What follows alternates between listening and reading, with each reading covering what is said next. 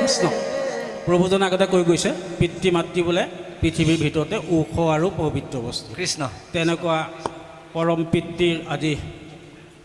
বাৰ্ষিক শ্ৰাদ্ধত আমি উপস্থিত হ'বলৈ পাই ভাল পাইছোঁ কৃষ্ণ অতি উত্তম অনুষ্ঠান পিতৃ মাতৃৰ ঋণ পৰিশোধ কৰাৰ কোনো ব্যৱস্থা হিন্দু শাস্ত্ৰত উল্লেখ কৰা নাই সেইকাৰণে সেৱকীয়াই আজি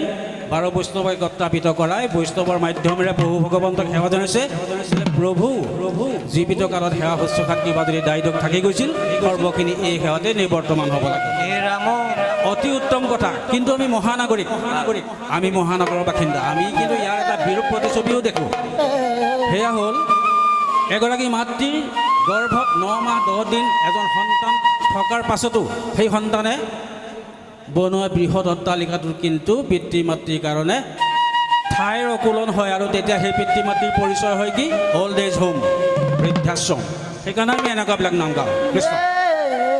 হে ৰাম ৰাম যমৰ যাতনা সহি ৰাম ৰাম আয়ে জনম দিলে পৃথিৱীত দিলেহি স্থান দুখ ভাগৰ পাহৰি নিশাও জাগৰি বুকুৰ অমৃত কৰালে পাণ মোৰ বান্ধৈ নহয় নহয় কোনো জননী সমান বান্ধৈ নহয় নহয় কোনো জননী সমান যমৰ যাতনা হৰি আয়ে জনম দিলে পৃথিৱী দিলেহি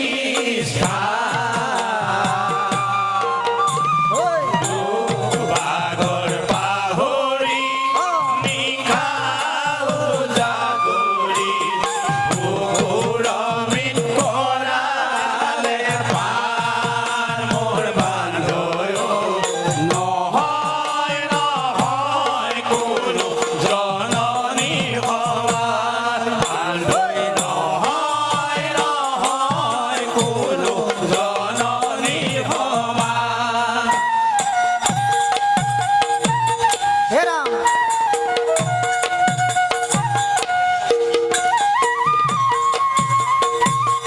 ও ও ও একেলগে ঐ ও ঐ দেইবা ঐ হে ৰাম ৰাম কোলাই বুকু চাই তুলি পিতায়ে ফুৰালে হাতে হাতত ধৰি খুজি খুজি শিকালে ঐ। ফুটালে মুখৰে আয়ে আঙুলিত ধৰি